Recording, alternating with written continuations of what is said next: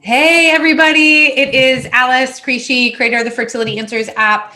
I have a very special guest today, and she has an incredibly inspiring story to tell about her path from symptoms and suffering to an endo diagnosis. She has since set up an incredible organization called Endo Black, and she's going to be added in just a few minutes to the conversation so that we can discuss endometriosis, women of color, people of color, and self-advocacy. How do you move yourself from symptoms or unexplained issues to diagnosis and solution? Lauren is going to be joining us. It's Lauren Kornegay, and she is going to be coming on. There she is. Hi, Lauren. Hello. Now, Lauren is also recovering from an illness in addition to being an endo warrior. Am I allowed to say what you've been dealing with? Yes, you are. Okay, so Lauren's actually been recovering from COVID. So this is the face of a survivor right there in Lauren. She's been through so much, and she turned her crisis into service. So I think the first thing, Lauren, that would be so great and inspiring to join everyone. Hey, Rocky, so glad you're joining. And Yeseni, so glad to see a couple of these regulars too. Amy, Flipabola. Okay, we're going to take everybody's questions too, but I want Lauren to give you a little bit of her background because her story is so inspiring, because she was able to navigate getting a diagnosis at a relatively young age when people are still being blown off for their symptoms. So Lauren, back us up. How did that all unfold for you? And it gives me chills actually remembering our first conversation, by the way. Yes, very. And it still gives me chills to this day. I remember, just telling you a little bit about my story and how the process really was for me. I never knew anything about endometriosis. I actually didn't know anything was going wrong. Get a clear understanding when I was able to go to a gynecologist for my first time away from home. I attended Morgan State University in Baltimore, Mm, Maryland. And because I was in Morgan State, I did not have the opportunity to, travel back and forth to go home. So I decided to go to right. Dr. Maria Kay. She is a gynecologist on Harford Road. I really appreciate this lady. She was someone that took a quick understanding, listened to my concerns, asked me all of the questions, and just said, "Hey, you may have endometriosis." And I was like, Amazing. "Well, what is that?" Wow. She was able to tell me that the pain that I was suffering in my left knee was not normal. The pain that I had in my right knee after my cycle went away was not normal. The pain that I suffered going through, the sharp pains in my back, the sharp pains in my abdomen, just all of these symptoms that I Yeah. thought were normal for me were not something that were supposed to, transpire Right. or to happen. We talked So, about that our first conversation too, Lauren. We talked yes. about how as women, we almost normalize our own suffering where we start to just have to live with it. And so we sort of blow it off. Who would have ever expected knee pain? Especially Never. when you're a college student. I would Exactly. never put reproductive and knee pain together. Mm-mm.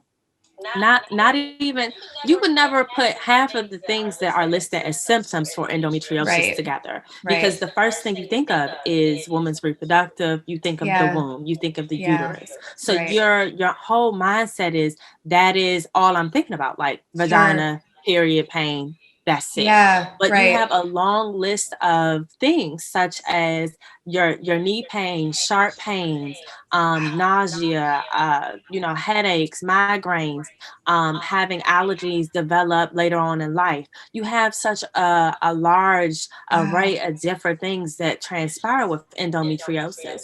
So, with that being said, like going to the doctor and being able to discuss my symptoms, and she automatically knew was something Mhm. so surreal to me. Another symptom that we don't talk about very often is having a reverted uterus.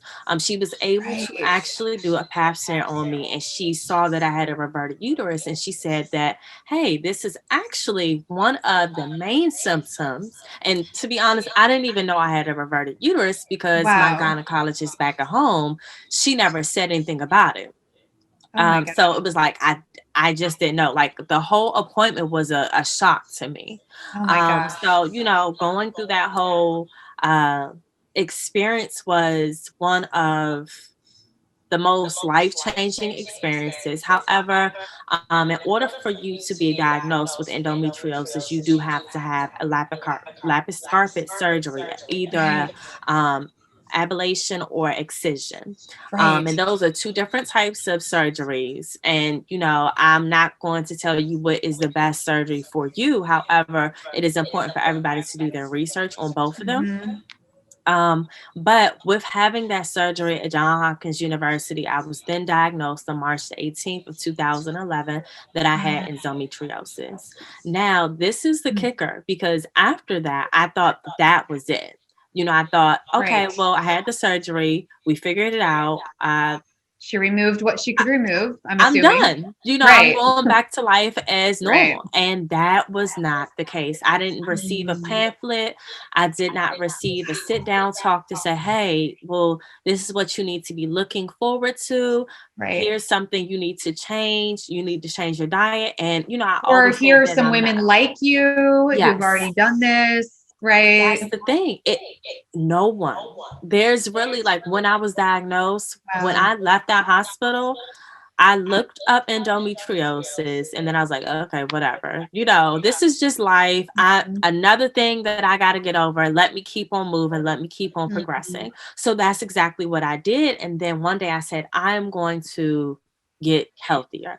I'm going to change my diet. I'm going to start running. I'm going to start changing my diet, eating different foods. And the same day that I tried to change Mhm. was the same day that I ruptured a cyst in my abdomen. Oh. And I called myself having my sports bra on, having my tights, running around the block, You because I were was right. You were ready. ready. I You had were my committed. Gatorade. I I was know. so You had the committed. I had the outfit. outfit. Right. I was committed. Yes. And let me tell you, that scared me. It really put Wow. a I can't imagine that level of pain either, because you'd already been through a lot of pain. But a right. ruptured cyst, from what I hear, if Well, those see, who've had a kidney stone or something, is like pretty intense. it wasn't. That's the thing. So my level of pain is high tolerance. Wow. So I didn't have any pain.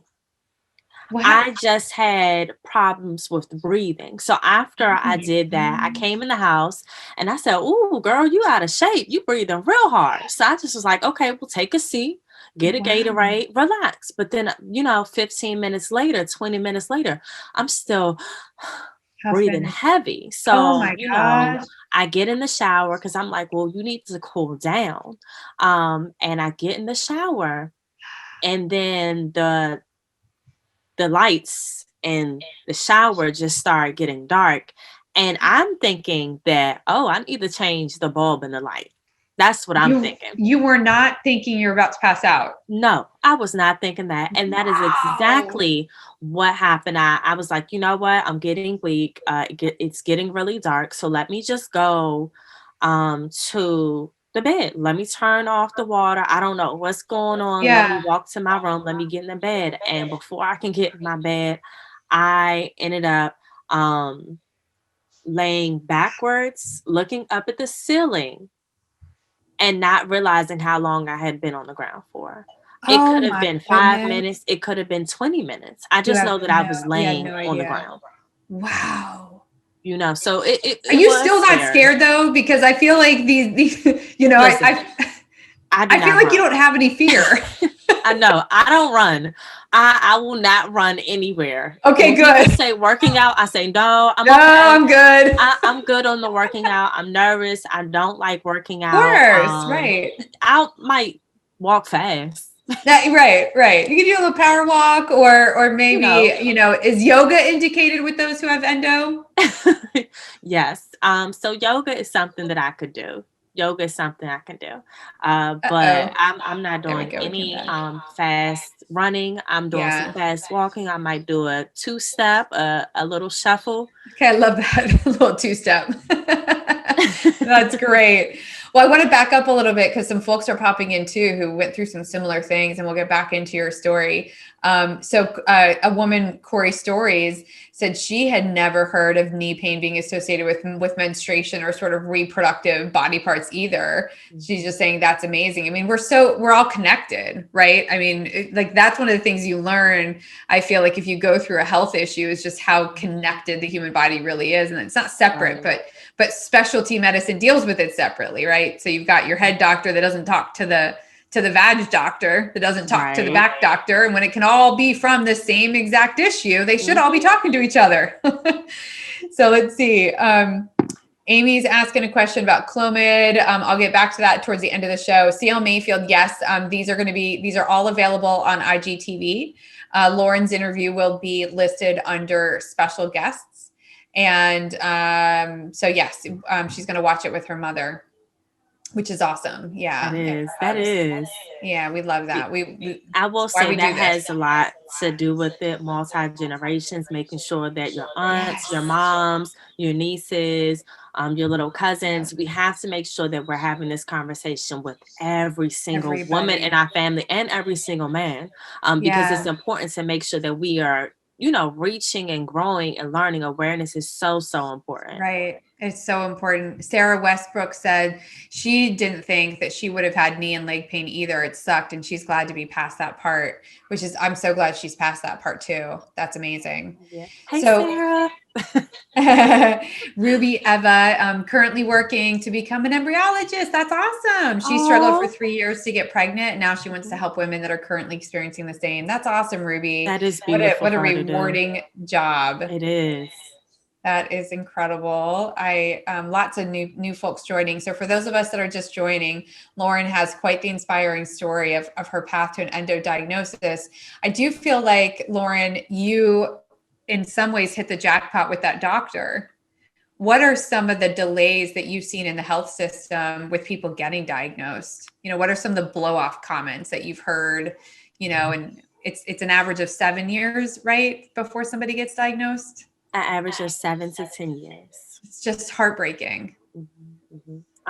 For what I have heard, well, to be blunt, honest, the first thing is awareness. I think that is the problem with not knowing that Mm-hmm. pain is not normal. A lot of times, and I'll say, especially in the African Right. American community, we have this thing where we are not supposed to talk about our cycles. My mom told me it is not ladylike to talk about your cycle. And, it's your mom. You listen to what she Yeah, says. right. Unfortunately, the thing is, if we're not discussing our cycles, we cannot compare and contrast to figure Mm-hmm. out if something is wrong. So that's the Right. number one flaw that we have in our Right. society, is that it's deemed as unladylike or not cute, or something that should not be discussed. And I'm Yeah. not saying that it should be discussed in a way where we're just out here yelling it from the rooftops. But if I want to yell it from the rooftops, I will. You should. However, Right. it has to be discussed, especially with Right. young women or young girls that are 9 years old. 9 years old Right. they are having cycles. They are in elementary school having cycles, Wow. and they don't even understand their own bodies. So that's the Yeah. number one mistake that we have, and that is one of the biggest holdups. The other holdup is the awareness on the medical side, the Mm-hmm. awareness that, hey, endometriosis, PCOS, all of these things are not just, hey, the womb. It can Right. control your whole day, your whole body, from your mental to the inside, to your kneecaps, to your arms, to Wow. tingles, sharp pains, the food that I talked about. Depending on what you're eating, you can become allergic to certain things. Within the past 10 years, I have developed allergies from citrus and Wow. mangoes and pineapples and tomato sauce. I have to change my entire diet. So we have to be realistic with what's going on and realizing, like you said a little bit earlier, the doctors have to speak to each other, and Yeah. patients, we have to pay attention, because a lot of times we want to blame the doctor. However, I can't blame my doctor if I didn't say, hey, this also is going on along with this, and it started this time and it matched Right. this. Right. We have to be responsible and be our own advocates as well, because it's important. I can't tell my doctor something and they can't, magically come up with a cure if they don't know the whole story. If I they know agree. half of the story, that's not going to help. I So agree. it's more so the awareness. Mm-hmm. We have a lot of problems with listening, Mm-hmm. when doctors want to insert instead of sitting back and listening. Mm-hmm. And I know the doctors know more than me about medical. I get that. But doctors do not know more than me about my body. And I think it's Exactly. important that they allow us to explain our story, explain what's going on, advocate for ourselves. Mhm. And, we have to also be at a place where we're comfortable and say, you know what? I appreciate your medical experience and your advice. However, this is not what I'm looking for. And we need to Mhm. get up and go somewhere else, because it's the Mhm. same thing if I was at the AutoZone, or if I was at Jiffy Lube and they were messing up my car and I felt like they were not doing what they were supposed to do. I Yeah, would get my car up and I would exactly. take it to another place. Just Right. like if I was upset about my hair, I would get up, go to Right. another place. So this is our body. Our body is Exactly. way more important than both of those things combined. So we Right. do have to take a little bit more uh work into it. And I will say this, for African American women or women of color, it's very difficult because we are on a fine line. Mm. As are we being too forward? Are we being aggressive? Are we being mean? Are we being malicious? When it Mhm. seems that from the outside looking in, for a lot of people that may judge us, that we are being those things. But when we're in our shoes, we're not. We're just trying to get Mhm. our point across. And after Mhm. so many times of not being listened to, what type of response should we be giving off to you? Right. So it's really important for doctors to listen. It's also important for us to advocate for ourselves. That's such incredible advice. And, I can obviously can't relate to being a person of color. I can relate to being told I'm being too aggressive in the workplace. I'm being too aggressive at the doctor's office. I'm being too aggressive. When I had cancer, I got my two oncologists on the phone together. I still to this day don't know what made me think of doing that. I made them do a conference call with me, and but I don't know what it was in me that like thought of doing that. And they disagreed with the treatment plan that I should be on. And I ended up switching providers, Mhm. and ended up going with a much more aggressive treatment route. But I feel like sometimes it takes people like you, people like me to tell everybody else, no, you have permission to do that. You have permission to Yeah. get them on the phone, to ask them to do a conference call, to ask their colleagues to put together a multidisciplinary team around yourself, to start a dialogue. And I think I would like to dive in more to the African American community, people of color community, and what do you see? We know that there's so much systemic racism still in healthcare. So, as your fellow advocate, what do I need to do in my appointment that I know is going to, break down barriers for somebody else who's behind me? What Mhm. what are your thoughts on that? How can your co-advocates, help break down those systemic barriers? Because that's the part that as a company it is super infuriating. And if it's an average of 7 years for a white woman, is it an average of 10 years for a diagnosis for a Black woman? Is that really what it looks like? And what do we do to break that down further so that doesn't happen, so we can get people diagnosed faster? Do we need to empower women with question sets that they should be asking? Maybe there's 100 different symptoms that on your website, which we'll get to what your organization is doing, which is doing such great work, called Endo Black. Are there sort of symptom lists that say like, here are the 100 potential things that could be related to endo? Tell me, how do we help? I think the best thing you can do is listen. Really, that's all we can, because we can't ask you to go into a doctor's office and make them listen to us, because that right there, I don't even know if we can do that realistically. However, just making sure that we listen to the people around you, making sure that you're listening to your friends, to your family members, to even just to making sure, like, what are some of the things that are going on. I did have someone, a colleague of mine, and this was a separate incident, but we were somewhere, and I did not expect her to ask this. She literally asked a question about mental illness in African American communities and what they were doing to help. And she literally asked the police department this, and it shocked me to my core, because Wow. I said, Yeah. oh, I thought that was the question I was supposed to ask. But, and it wasn't Yeah. even it wasn't even, she looked at me first. She just straight up and asked the question. Yeah. So it has to come from within. It has to mean Right. that you really want to change. You really want to see something different. Right. Just making sure that people are being listened to, Yeah. making sure that there are systematic racism that's being brought down. And I do want to share some history really quickly, because it's Please. very difficult to really break down systematic racism when we don't Yeah. know where it stems from. So Mhm. there's the father of modern day gynecology, J. Marion Sims. J. Marion Sims is someone that operated on enslaved Africans Mhm. without anesthesia.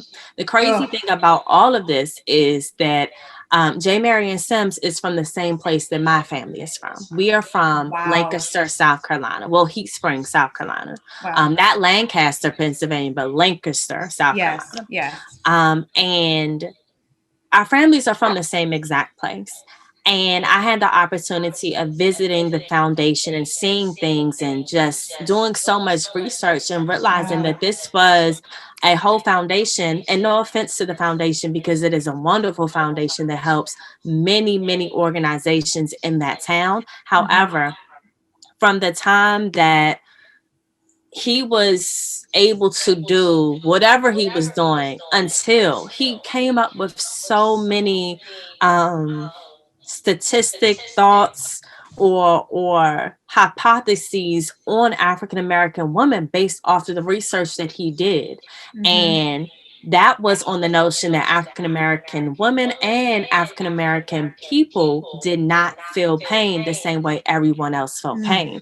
So the entire medical industry, especially the Oof. gynecology industry, is set up to believe that African American women do not feel pain the same way anybody else does. So that right there, stemming all the way back to Wow. way, way, way back, already shows you that we have to change 100%.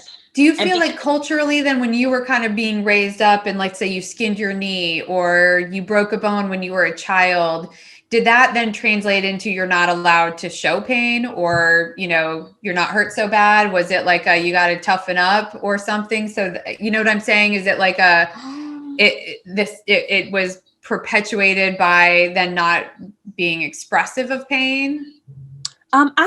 I don't know. That's a really good question, but I will tell you, I have broken so many bones. Me too. So, and Yeah. I broke my wrist. I can specifically remember being on the jungle gym and falling Mm. down and hitting my face on my nose. I mean, my nose on my kneecap and busting my nose open. Yeah. And I've learned that this is just the thing Oof. that I've learned, that when you are a child and you fall, what my parents always say is, don't look at the child. Let them get up on their own and they will Mm. be fine. Because I notice now that I cried when I received attention. I didn't cry because I was in pain. I cried because I received attention. I cried because I was Interesting. scared. I Mhm. cried because I was nervous about what my mother would say or what my dad would say. So I have been in pain. Mhm. But it hasn't been a thing where they've been like, be Mhm. strong, you can do this, or, Mhm. be strong. It is literally something that society instills in us for us to Yeah. automatically, as women, be strong, Right. because it's like, well, Right. baby girl, you don't have time to be sad. You Right. still have all of this that you have to do. Right. Black women and women in general really don't have time to be sad. Even throughout the pandemic, a lot of us have not had time to sit still in Right. our feelings because we Right. still have to work. We still have to Right. feed the kids. We still have a Right. husband. We still Yeah. have a wife. We still have all of Mhm. these things. We got to Mhm. take out the dog. You know, Right. we don't have time for feelings right now. So it Right. really does suck. However, it just seems that sometimes we are put in a situation where we cannot feel what we really want to feel. And I don't want to Yeah. say that that was something that was put on us by our parents.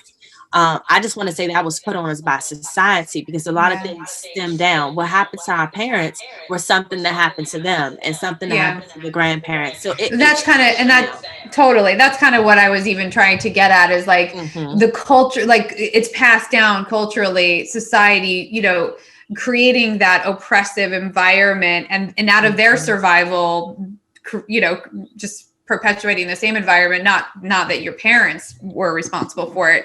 Mm-hmm. And when it comes to that, I mean, with what you're doing on an educational standpoint, I mean, I think to like medical school, right? I want like week 1 of medical school, racism in healthcare, right? Mm-hmm. And that would be like the ultimate dream, is sharing that history and saying, no matter what you think, if you came in here thinking that this is fact, you're wrong. And Right. and that's the thing that from day 1, week 1, you know, to get medical students to be shifting their belief system around. Yeah, that's so, it's so scary. Even I was doing some reading, and there was a study that came out. I'm not sure when it came out, but I know it was among medical professionals. Well, I'll say first year med students, where they took a survey, and this was recent now. The survey showed that 50% of those medical students believed that African Americans felt pain differently. 50% was recently? 50. It was recent. I won't say that it was this year. I'll probably say Oh it my was in gosh. 2018. I'm trying to look on my computer because I have a lot of different things that I tried to pull up for you. Of course. But it was scary. It was scary to see That's that super scary. you And know, and that disappointing. it is, but that goes along with the misdiagnosis. That goes along with the misdiagnosis. That goes along with just not being able to really get someone to listen to them. You also have the fact that if a lot of African American women go to the doctor's office and they say, I'm in pain, could I get pain medication? The first thing they say is they make an assumption that, one, you either are using narcotics, or you're using drugs, or you're addicted to drugs, or two, that your pain is not what they say it is, so they're not going to prescribe you the pain medication. So that comes into play, and that it's so nerve-wracking, because it goes back to the J. Marion Sims, but all of the other things. Black women, we tend to go to the hospital more often than African American men. However, as an overall, our community does not go, because we have a distrust with the medical industry. Of course you do. Of course You know, you do. it's been like a history of so many things over the course of my entire life, my grandmother's entire life. So it's like over and over, we keep going with expecting different results, but we're not really changing the systematic racism that's within the medical industry. So it makes it very difficult for us to form a trust with the medical industry, wanting to get resources and wanting to get help, even after over and over and over again, you're telling us no, or that's not the case, or hey, try birth control, or hey, try this, or hey, try this, which also causes other side effects, hair loss and acne, and just bone problems with our marrow, like osteoporosis, or so it makes us feel like we're kind of in a situation that we can't get out of. and Right. we don't really know what to do. But now we just have to get to a point where we change certain things. And I think that's the biggest thing. I cannot Mhm. find the statistics for you. I would have pulled it up. It's okay. We'll find them and we'll add them into the comments. I'd love for you to share with everyone how incredible the work is you're doing with Endo Black, the organization. Take us through even some of your initiatives and your programs, because I think it also gives everyone a chance to do something, right? And Yes. like that's you turning your crisis into service is the thing that I love the most. Like, I would love for you to have a book that says that, like, Crisis your into memoir be from service. crisis into service. My book was going to be from crisis into victory, because my son was my victory, but I like into service, more, because you are empowering so many people. You just sharing your story, and somebody said it, on our comments, is that Keeping Up with Paige said she's so proud of Lauren. It's hard to talk about endo with women that don't understand, and her story makes me so happy having someone to relate to. So thank you for sharing your story. Thank you. Aw. Isn't that so sweet? I know. And that's the truth, right? We try to encourage people to come on and hear your story, because we don't know how many people are going to find themselves in you. And even if it's not about endo, it could be about PCOS, or it could be about recurrent pregnancy loss. We have somebody in our community that she just, she brought tears to my eyes because she was blown off so much by multiple doctors. She had 8 pregnancy losses. It's like, how many do I have to have for you to take me seriously? So we see it. We see it in endo, and we see it in all these different areas of women's health. And then somebody else had piped up and said, we also don't have a lot of studies, right? We need more research. We need more dollars going into women's health. And how, it takes everybody opening up and sharing their story, so that, that these white male lawmakers are like putting in the budget proper women's health research. We have to have that. We have to. So I'll share a little about Endo Black. Endo Black is a nonprofit that, of course, started its journey in October of 2015. In October, we just celebrated 5 years. Or 5. Oh, I put up 5. Woohoo! We That's celebrated amazing. 5 years. Thank you. This is an most businesses fail in 5 years, right? You know that, right? What? Oh, don't worry. So like, we still here. That's amazing. But we are an organization that focuses on raising awareness for African American women and women of color who suffer from endometriosis. Some of our goals, we have 4 top goals. However, we do a lot of different things. We have the number 1 goal is to create an atmosphere of endo-sisterly love.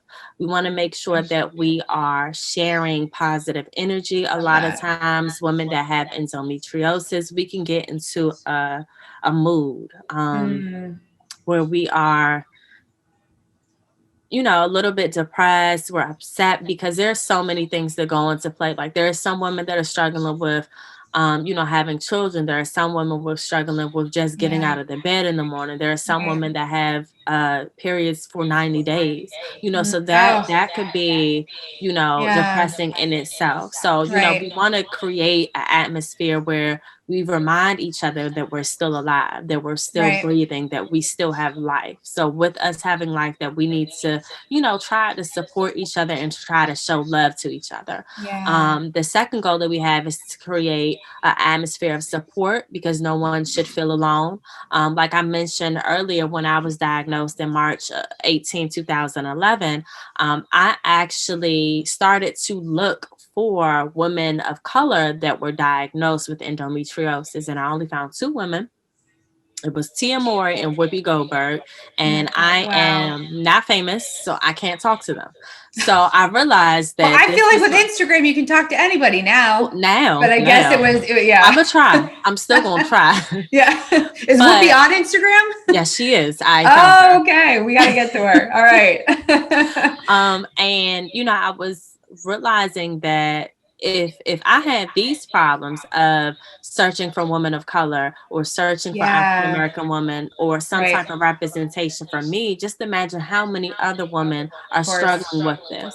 The third goal we have is to create opportunities of education on women's reproductive health in the community. The biggest problem we have is that there are a lack of resources. We do not talk about endometriosis. We don't talk about PCOS. We don't talk about women's health. We don't talk about a lot of these things in the African Right. American community or the Right. women of color community. So we want to Right. make sure that we are reaching these women, because the biggest problem is a lot of women don't know about endometriosis, and they deal with their pain because they have to deal with their pain.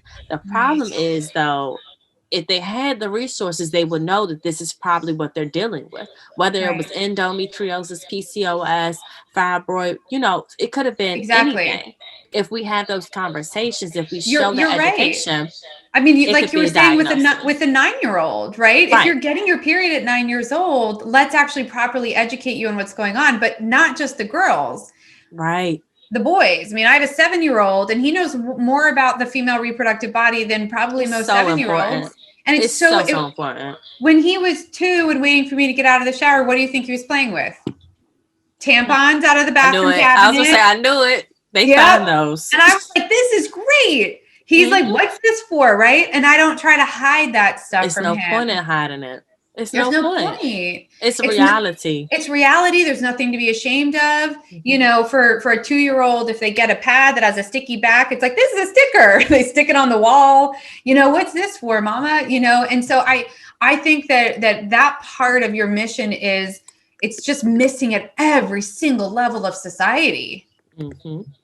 And then the last goal, which we are slowly trying to get into, it is a process, is to create a dialogue around what policies, laws, and regulations Mhm. need to be changed to meet the needs of women affected by endometriosis. So that right That. there is the most, it's not the most important one, but it is one Mhm. of the important ones, because I Yeah. can do the support groups all we want. We can talk all we want, but if there's no change, we're going to keep ending Mhm. up back in the same cycle that we're already in. So we have to Yeah. make sure that we're getting to a place where we feel comfortable to talk about it and see that there is change happening behind Yeah. laws and policies, even if it's Right. starting small with just getting tampons and sanitary napkins put into Yep. homeless shelters or the Yeah. jail cell, or just anything. Well, it can be Removing a something, tax on them. right, something, or that they have to disclose their ingredients. It's That. so many things. Exactly. It's So so many many things. things. So we You're just right. have to get to a better place. So that's what we're Yeah. working on. And there's when it comes to that kind of work too, there's so much people can get involved in, even just at a city level, that then Mhm. you can kind of prove out, right? And then go to a Yeah. county level, and then go to a state level, and then go to, a multi-state level, and kind of have model legislation and model projects or model initiatives. Right, because we can always start small. We can Yeah. always start Well, small, sometimes it starts with the lobbying. ripple, right? Yeah, I and mean, just making sure that you have a coalition, making yeah. sure that we are educated, and for real, the biggest thing is getting young people on the team, because young people have Mhm. all the energy. They have Isn't all that the the truth? energy, so Yeah. looking at high school students, I'm realizing So a lot of true. the high school students are the ones that have been changing most of the things, because they've been Yeah. voicing their opinions so much. If Right. we reach out to them just to get them included, acknowledged, just to Yeah. get them aware of what's going on, they will take it and run with it themselves, and we'll Right. be like, whoo, child, because I I'm know. tired anyway. Exactly. I'll So just stay out of your way because, right. Take the torch. So there right. is somebody that's sending you all kinds of hearts today, Lauren. I appreciate. I'm seeing all the green and red and purple You're hearts. I getting a love lot of hearts. it. Yep. You're getting a lot of hearts by D.A. Daxon. Daxon? I don't know. Okay. Well, they're giving you lots of hearts. Keeping up with Paige. She was sent home 5 times before they would see her about her endo, and she always wondered why. God, that's infuriating. I mean, it makes me so angry. And I see it in every pocket of the women that we serve in Fertility Answers community. It's the same story across the whole entire world. So sometimes when you think about it, it feels like such a huge, overwhelming problem. And Mhm. the way that you guys have outlined your goals and set them out makes it very actionable. It makes it be, it takes me out of my overwhelm and go like, okay, this is exactly how I can get involved. This is exactly how I can support. I know the organization doing research on endometriosis, and I can connect them directly to you for, funding of an education initiative. I know that I can make a difference that way. For people that are watching, do you have kind of like a membership side of Endo Black where people can join up? Can they donate? How can they be supportive of all these different incredible goals that you guys have? So we do have a lot of different things that people can look into. We have our info newsletters, spelled E. It's so cute. Info as in info, but ENFO as in Oh, endo. cute. It's a play on Cute. words. Okay, I like it. I like it. So we have our info newsletter. We Cool. also have the ambassadors program, and we are currently recruiting Great. for 2021. So I advise everybody to go and check out the application on Instagram ASAP, Okay. or you can check it out on our website at ENDOBLACK.org. You can Great. donate to us. Shout out to all of the organizations that have been donating. Shout out to all of the organizations that have been doing fundraisers. We Okay. are looking to do a Giving Tuesday, which is coming up very, very quickly. It's coming up soon. It Yeah. is, because November is almost over. So we Yeah. are looking to do Giving Tuesday to raise a lot of money. Great. And we are just looking for people to support. We also have a private Facebook group, which is now at 1,000 members. We're so Great. excited. I can't That's believe that we are great. there. Oh my God, that's great. I am so excited. I'm so thankful to all of the ambassadors that we Yeah. have. We have had a rough year. And for those who are Course. still on board, for those who even stayed on board for the first, Yeah. I'm sorry. But okay. You're Sorry. back. You're back. Those I who know stayed when on people, board for no, the it's when first people bit. interrupt. So I'm really excited. So those are some of the things that we have. Of course, we have our yoga event that is going to be put on by one of our partners. She is excellent. She did a yoga event back in October. We had about 15 people Great. on board just to show up and Great. stretch and do everything. So if you're interested in that, you can go check out that information on Love our that. Instagram at Endo_Black. She is going to do that event on Sunday at 2 p.m. So November the 22nd, I think, Okay. at 2 p.m. So Great. we have a lot Love of that because great no running. things. Yeah, No running. no, No running. no running. That's why I Let said I'm not doing nothing. No running. exactly. Exactly. So Nas 1908 doing a great job actually in the comments. Everybody look down below. She's doing info newsletters. So you guys see it. Endo ambassadors, endoblack.org. Yes. She's gonna thank you so much for writing that in there. And It's hard for me to Natalie is actually our donor relations person, Endo Black. We have a full team of women. All of them actually have endometriosis. Wow. So we are up sometimes and we are down the next, but we are always pushing forward. There are so many women that are included in Endo Black that consistently support, from Chantel Thomas, who is the manager of development, Andrea Stevens, the program manager, Julia Flowers, she is our ambassadors liaison. Natalie, she does everything we ask her to do that is so beneficial. Crystal, who is the executive assistant. I'm trying to remember everybody, but it just shows that, after being diagnosed in March of 2011 and then turning around, and here I am in 2020, showing all of the progression, but not even just, it's not just about Endo Black. It's about the fact that I have friends that have endometriosis, and I can call them at any time and we can talk about what's been going on with them. So we have private groups. Endo Hood is another group, so it's just so much. So anybody that wants to contact any of the ambassadors, any of us, please do. I have formed relationships with people that aren't even necessarily included in Endo Black, like Samantha Danae or April Christina or Kyla Thompson, who do their own thing. Yeah. And we always work together and we connect with each other and we're talking about different things. We have the Black Women's Health Coalition where we are always trying to make sure that we are changing what's happening with pain management, and we're trying to Yeah, change that's what's great. happening with the education for youth and young adults. So it's just Mhm. so many different things that are going on that Endo Black has their hand in. But I'm just so thankful that we have so many women that are on board to make a Yeah, difference. And that's amazing. it's an amazing feeling. And thank That's you, because you're a Alice, magnet. number They, one. you I, attracted them all to you. You're a I magnet. try. I try. And even though how a crazy endometriosis is, it just, you Yeah. still can't be upset at the fact that it has put me in a path with so many Right. women that are amazing. Yeah, you were called. Yeah, it's a So calling, right? I'm excited. I'm Yeah. excited. Well, that's what I love about like From Crisis to Service so much, and like why I want you to have that for your memoir title.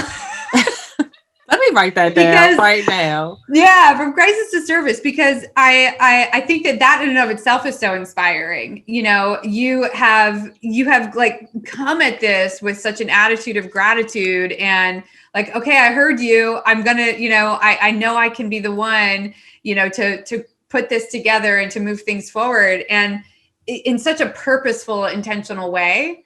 And in a year where people have really struggled with that, right? They've struggled with like, where do I belong in the world this year? And like, my world looks so different and it feels so different. And I feel like you have given people this really inspiring place to stand. It's like, well, join me, join Lauren and what she's doing. And that there's so many different ways to be able to contribute.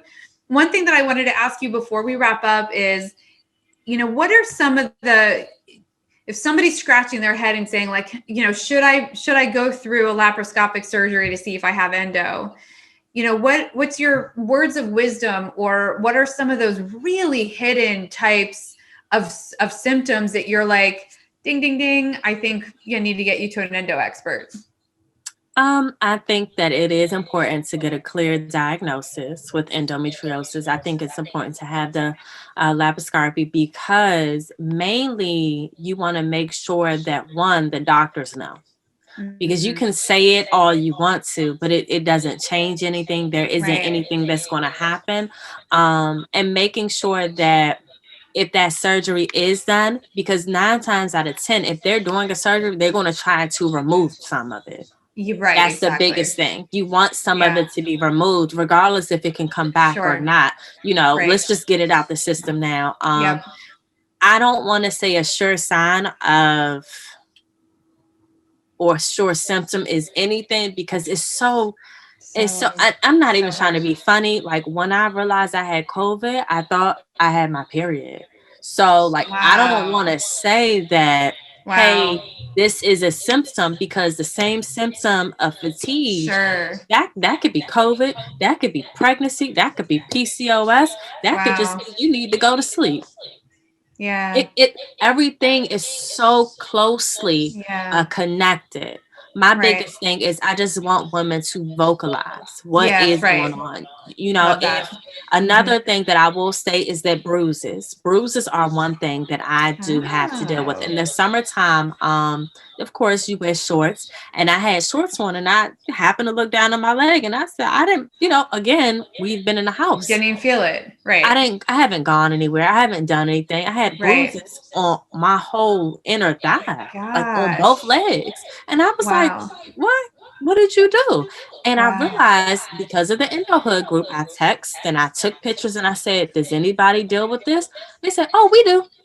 That happens to me all the time.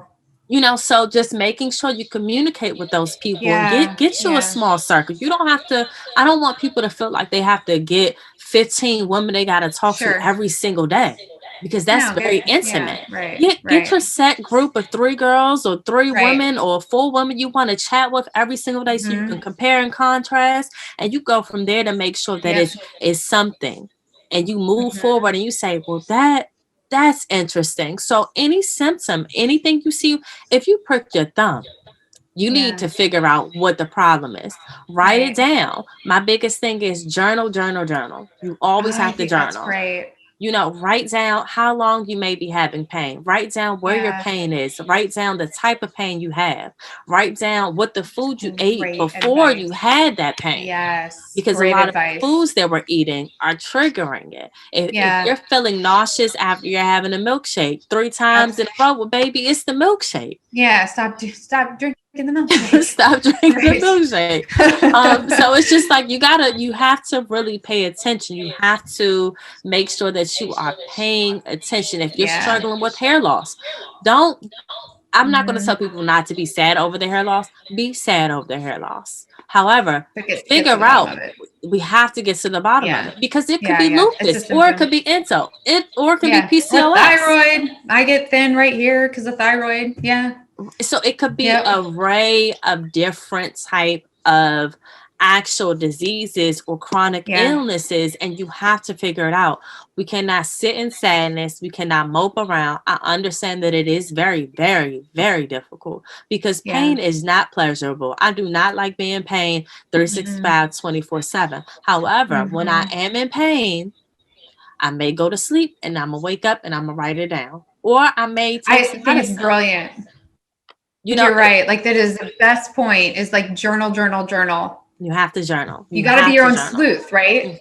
And you have to capture all the facts as they happen. So you don't have to like think back and remember, was that 10 a.m. after I had that coffee, or was that 2 p.m.? Right. I think that is the best advice that I've ever heard, actually. It's so important. And I will share that I myself will be coming out with a journal. I have it. Great. It's going to come out on Amazon. I'm excited, and I will share more information. I just have we'll have you back on when you're ready. Yeah, when you're ready for that, we will have you back on, and we'll send it out to all of our users and let them know. That's fantastic. I think I'm hoping it will be out before Christmas. Hopefully. Oh, good. Okay, good. Knock on. Oh my gosh, I'm excited for you. What are you drinking? Ginger beer. Okay, ginger beer. So I love ginger beer. I love ginger beer too. Nas was asking, what are your triggers? And I was noticing that you're, drinking this like cool bottle, something out of a cool bottle. So, before we wrap up, maybe just share some of your triggers, because we had talked about that the first time we were on the phone too. Like, you had discovered a lot of food triggers. Okay. So some of my triggers, like, I mentioned, dairy. That is the trigger for me. It is terrible. It causes me to be nauseous, have migraines, and it causes me to vomit, which is not cute at all. So I try to stay away from that. So soy is also a trigger. I commend people that want to be vegans. I think it's important for you. However, I want you to understand that just because you're vegan does not cancel out any triggers from your endometriosis. Right. Soy is in hummus. Soy is in chickpeas. Soy is in edamame. You have to be mindful out of all of those things. Right. You also have coffee. Caffeine is not good for me. Red meat is not good for me. Now, I'm not going to lie. I do eat certain things. I do. However, I manage it the best way that I know how, because I'm not good with cutting everything out of my diet yet. I'm not to that point. Right. You also have whole grain. That's not really good for me. Corn, that triggers me. Red cabbage. That I will fight red cabbage if I ever see it again. That's how bad red cabbage made me feel. It was terrible. So red cabbage, don't touch it. It may be good for some people, but I thought I was going to cook a healthy meal. And it almost killed you. It immediately after eating. I didn't even finish my meal. Wow. Like that quickly. That's so fast. So it's a couple of other things I will say. And can I share this really quick product with you? Of course. Yeah. C-Main Health. This is definitely a really, really, really good product. It has tons of supplements inside of it. This gets me through my cycles. You take 2 pills in the beginning of the day, and you take 2 pills in the end of the day. So it gets you through. A lot of people have asked, how have I managed my cycle over the past couple of months? And to be honest, I've had pain, but it's been like a little pain here and there. And it's like, okay, I'm good. Wow. And I've never gone through my cycles like that. Wow. And it has helped me with the nausea. However, I still monitor what I'm eating.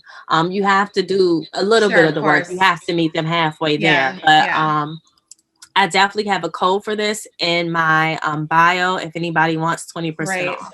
But it's really good. They actually have endometriosis. They're two sisters, and they created this. Amazing. And it's actually in Urban Outfitters as well in certain locations. That's amazing. Good for It them. It's a Maryland-based business. I love that too. It's local. Mm-hmm. I love that. Yep. Okay, so look, and Lauren, what's your Instagram handle so everybody knows? Because we have Endo Black is Endo_Black, right? Yes, Endo_Black, and then mine is I am Lauren Renee, IAMLAUREN Okay, perfect. So it's double E on the end. All right. So make sure you guys go over there and get that code. Lauren, definitely coming back again. Fertility Answers and Endo Black are strategic partners. We are so supportive of what you're doing. We will do whatever it takes to be helpful. And I'm excited for 2021. I'm excited. And I just want to say thank you from the moment we have connected. You have been on it, supporting your team, has been excellent at doing everything. Awesome. I know it has been a rough year for me and for you. However, you have stayed the course and always been very, very supportive. So I'm so grateful for you. Thank you. I got chills. Much. We love you. Oh. We're just here to amplify. So you keep being you. Okay. We're just here to amplify. And I'm so grateful that you're getting over COVID because you look amazing. And I know on top of everything else, that was the last thing that you needed. Listen. So everybody that's been asking questions about PCOS, this is an endo conversation. So jump back on Monday at 2 p.m. Pacific time, 5 p.m. Eastern. You can ask all your PCOS questions with Dr. Serena H. Chen. She's my Monday motivation guest. Tuesday with Dr. Raquel. Yesterday's show on IGTV talked a lot about how women don't know their own bodies, don't feel comfortable touching their cervix, or getting to know their cervical mucus. So you never know what's going to come out of Dr. Raquel's and my mouth on our shows. We cover it all. Sounds like a good show. Sounds like it's a good one. I mean, it's a good one. And we answer everything. So we will see you guys. Yeah, we do. Like it's no holds barred. You guys know that. So we'll see you again soon and stay healthy. All right. Thank you. Okay. Bye. Bye.